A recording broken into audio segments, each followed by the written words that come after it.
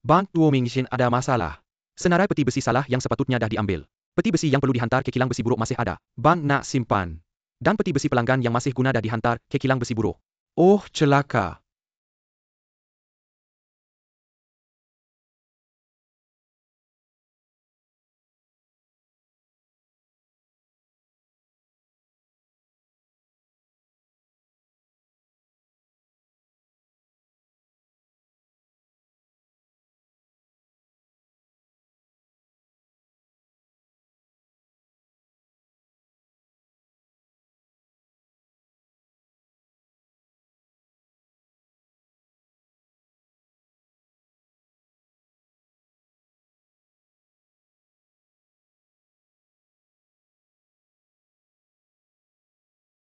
Kalau berani jangan bergerak.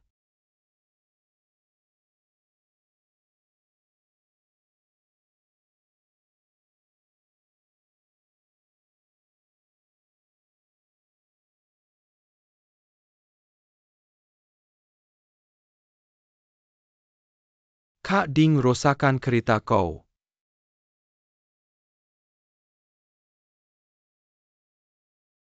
Orang kata anjing baik tak halang jalan. Memang betul cakap tu. Shan Shao nama Inggeris kau Topman bukan Superman. Akan tak mati kalau langgar. Orang kata perempuan ada mood tak stable berkala. Jangan pandu pergi shopping lah. Hei aku tolong parking kereta kau. Kalau macam tu teruslah berdiri sini cakap karut. Biar bos kau tunggu atas.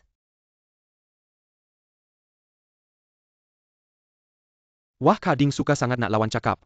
Shan Shao kau pun tak kurang hebatnya senyum-senyum je. Maaf minta maaf dengan aku. Abang Tuo Ming. Dia buat aku langgar kereta. Duduk dulu pengarah Liu, sedang laporkan keadaan. Kami dah jumpa masalah dengan senarai peti besi. Serta-merta semak semula. Tentukan peti besi mana yang perlu hantar ke kilang besi buruk. Dan hantar kaki tangan ke kilang besi buruk untuk hentikan segera. Tapi mungkin ada peti besi yang dah rosak. Senarai ni kami dah jumpa ada pelanggan yang sewa. Dan peti besi yang dihantar ke kilang besi buruk nombor 120 hingga 156. Wah ada 36 peti. Banyana. Ni dalam peti besi ni ada barang berharga apa? Sebagai pengarah kewangan ni susah nak nilai. Bukan 36 peti je. Walaupun 36 pelanggan tu bagus. Kalau tak kira setengah baik. Boleh kena saman 120 hingga 156. Tu termasuk ke 131 nombor turun macam tu aku tak nak. Aku nak pasti termasuk ke 131. Semestinya dah semak semula. Encik Juo ada masalah ke? Tuo Ming ke urus sini Yunyi kau tinggal. Aku ada hal penting nak keluar ni. Iwan kau. Aku pergi tengok apa hal. 131 tu peti besi ayah.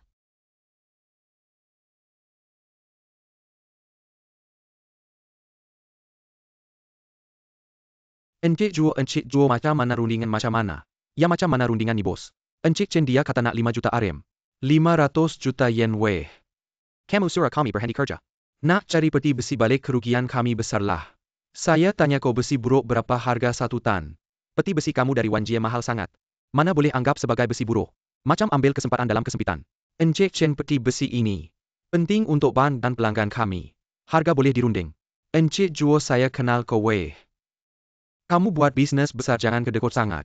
Kau bukan merompak kau lebih baik dari perompak. Yuan jangan layan dia kita pergi. Weh jangan berhenti. Berhenti bahayalah. Yuan hati-hati. Berhenti. Siapa suruh kau buka cekik bos cakap kala tak jadi buka paritlah. Buka cepat buka.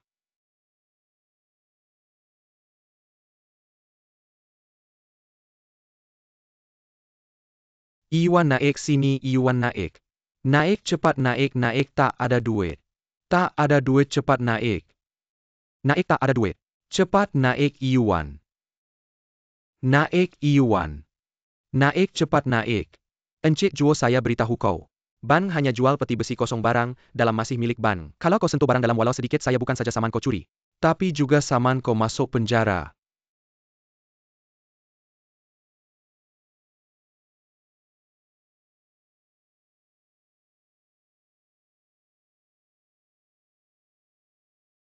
Jangan risau. Iwan pergi ke kilang besi buruk urus hal peti besi. Ni kita ada data pelanggan. Patut cepat hubungi mereka. Terang hal ini selain minta maaf. Paling penting bincang cara ganti rugi. Jadi perkara pertama kita perlu terang kepada pelanggan. Dalam proses ini apa yang silap siapa yang cuai. Kita perlu urus dengan serius orang yang silap perlu dipertanggungjawabkan. Pecat jabatan peti besi yang bertanggungjawab. Penggara Luhania jalankan tugas. Yang silap sebenarnya pengurus jabatan. Dia cuai silap nombor peti besi. Hantar senarai salah sampai jadi macam ni. Tapi pengurus jabatan anak saudara Jusir. Kalau nak pecat dia, perlu tanya Jusir dulu ke. Saya pengarah operasi ban. Pecat pengurus jabatan tak perlu buat mesyuarat lembaga pengarah.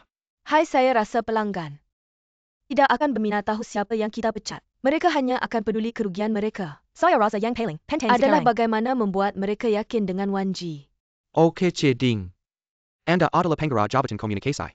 Anda yang paling pakar dalam hal PR. Saya rasa Anda yang paling sesuai berurusan dengan pelanggan. Apa masalah saya? Tapi saya rasa untuk menunjukkan kesungguhan ban kita, sepatutnya pihak atasan yang tampil. Sekarang CEO sedang uruskan hal lain. Jadi anda sebagai CEO yang pergilah. Tiada masalah saya yang pergi. Hai, suruh kaki tangan jabatan Anda balik, saya nak bahagikan tugas dan latih mereka. Orang saya tak risau, semua sangat profesional. Tapi saya rasa saya patut latih anda. Saya ada satu perkara yang lama saya nak cakap dengan anda. Anda ini ada satu perkara yang sangat unik, sangat istimewa, iaitu sikap angkuh anda. Kalau Anda gunakan sikap ini untuk berurusan dengan pelanggan, peratus kejayaan anda akan jadi sifar. Okey. Memandangkan anda sangat profesional, mari tunjuk cara. Tak takutkan. Cepat selesaikan, saya jadi pelanggan anda, cakap sekali dengan saya. Apa-apa masalah saya beritahu anda. Cik Juo hello. saya bernama Gao Mewakili Bank Wan Ji. Hai, serius sikit, tegas sikit. Anda sekarang datang untuk memohon maaf. Anda masih boleh senyum-senyum macam tu. Simpan untuk awek anda lah, okey. Langkah kali ini saya faham. Ban kita patut bertanggungjawab sepenuhnya. Kita juga akan berusaha untuk mengganti kerugian Anda. Saya sangat tidak berpuas hati dengan jawapan ini. Saya sekarang tak ada duit ke. Anda tahu tak apa yang ada dalam peti besi? Ia adalah barang yang sangat berharga. Ada kenangan, ada perasaan. Macam mana anda nak ganti? Dalam hal ini, saya juga sangat kesal. Saya pun tak tahu macam mana nak ganti. TAPI perkara yang tak daing ini sudah pun berlaku. Ban kita akan berusaha untuk membaikinya. Memang patut anda yang berusaha. Apa hak anda nak saya maafkan anda? Cik Juo. Saya percaya kau orang yang faham. Kau patut faham hidup takkan sempurna. Selalu ada sedikit kekurangan. Kalau ada benda yang betul-betul hilang tak jumpa, saya minta maaf. Ya memang tak ada pilihan. Terpaksa terima dengan rasa kecewa. Senang kau cakap. Perkara ni tak berlaku pada kau. Kalau orang hilang setahun setengah, saya terima ayah saya hilang macam tu je. Dia hilang sekarang peti besi pun tak ada. Saya terima kekurangan ni dengan rasa kecewa. Adakah cakap tak ada pilihan je, selesaikan semua?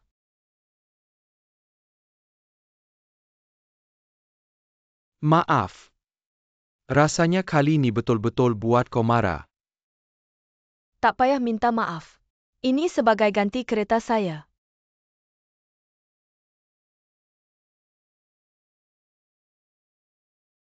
Kau tak ada dekat situ tadi. Dia teras lari dua tanggan tak peduli apa. Selongkar dalam longgokan besi buruk nampak pun sedih. Ada orang ingat dia besi. Dia sendiri tak rasa sakit, kenapa kau sedih? Ho luka sikit je. Selalu ada orang suka membesar-besarkan. Ya, yang paling suka membesar-besarkan memang saya. Telefon jauh tu dari Sabah ke? Mungkin. Hello Enjuo. Laporan ujian dah keluar. Mayat yang pasukan carian jumpa dulu.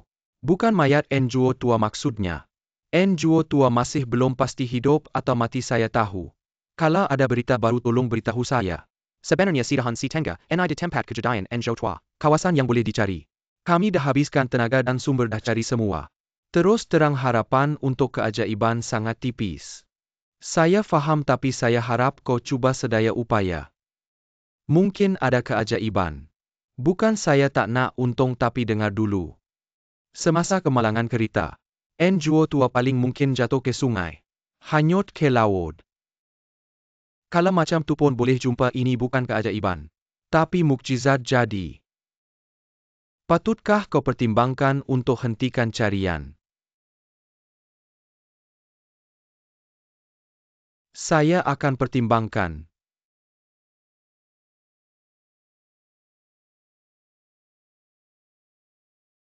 Saya nak bersendirian sekejap.